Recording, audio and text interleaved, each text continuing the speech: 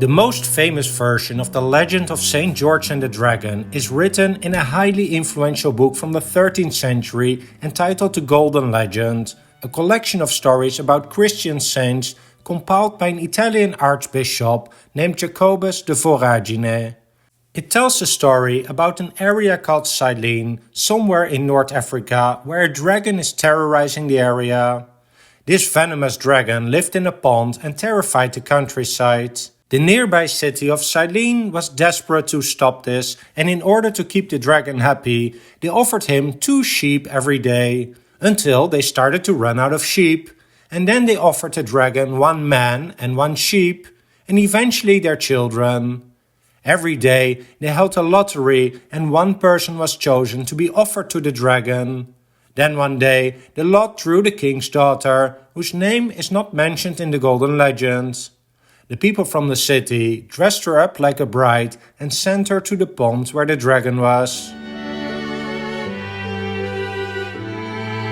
When the princess arrived at the lake, she came across a knight who was traveling in that area. His name was Saint George, and he asked the princess why she was crying. She told him about the terrible dragon and urged George to flee, as she was afraid that the dragon would eat him too. Or, according to several artworks, like this one from around 1500 by the workshop of Luca Signorelli, the dragon would merely kill his victims instead of eating them. And that's not an uncommon variant of the story, and you can see in many paintings that the dragon is actually painted as a relatively small beast.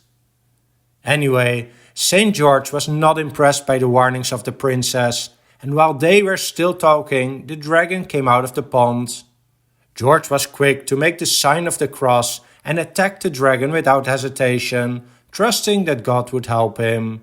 He severely wounded the dragon with his lance, as we can see in this painting from around 1435 by the Belgian artist Rogier van der Weyden.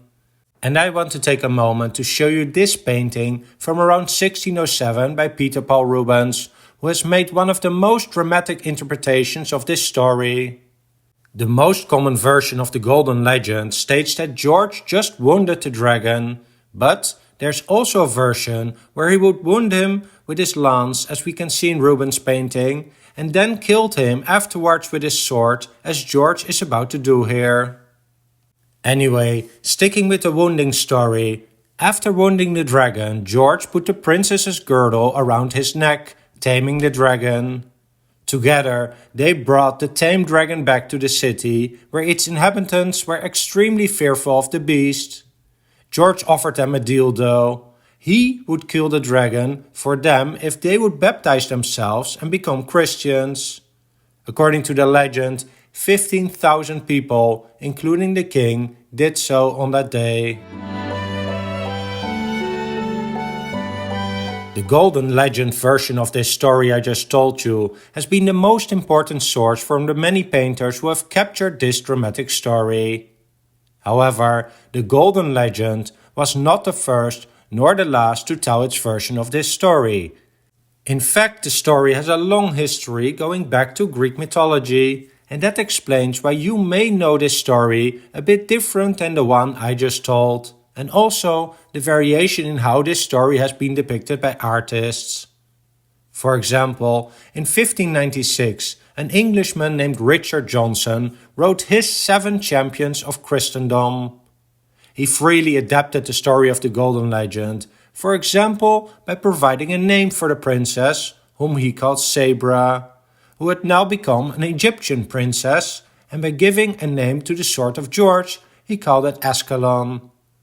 The most important difference, though, is that Saint George will marry the princess after he defeated the dragon, because as the original text mentioned, she was already wearing her wedding dress when they met. These 2 works by Dante Gabriel Rossetti from the 19th century capture the relationship between Saint George and the princess.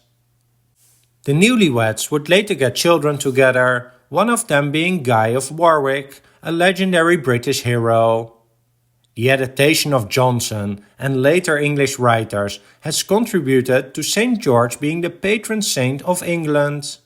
And St. George is still popular in England, nicely illustrated by this recruiting poster from 1915 to recruit people for World War I. When looking at the many paintings of St. George, you can see some interesting details.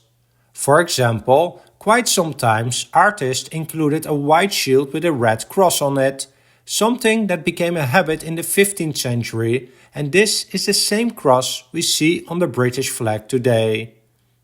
Another interesting element is the way the princess is depicted. Gustave Moreau, in this painting from 1890, for example, clearly depicts her as a princess with a crown. But the Golden Legend says that she is dressed as a bride, and that concept was interpreted in many different ways over time. For example, the Flemish artist Jules Cognet captured the princess with a transparent veil, while the dress in van der Weyden's version looks more like some type of kimono. And finally, as mentioned before, I am intrigued on how the various dragons are depicted in art history. Nowadays, we think of a dragon as some scary dinosaur-sized beast, but in almost all paintings shown here, the dragon is more like some type of serpent who is smaller than the horse of St. George. Well, I hope you enjoyed this overview of the story of St. George and the dragon and the many wonderful creative efforts of artists over time to depict the story.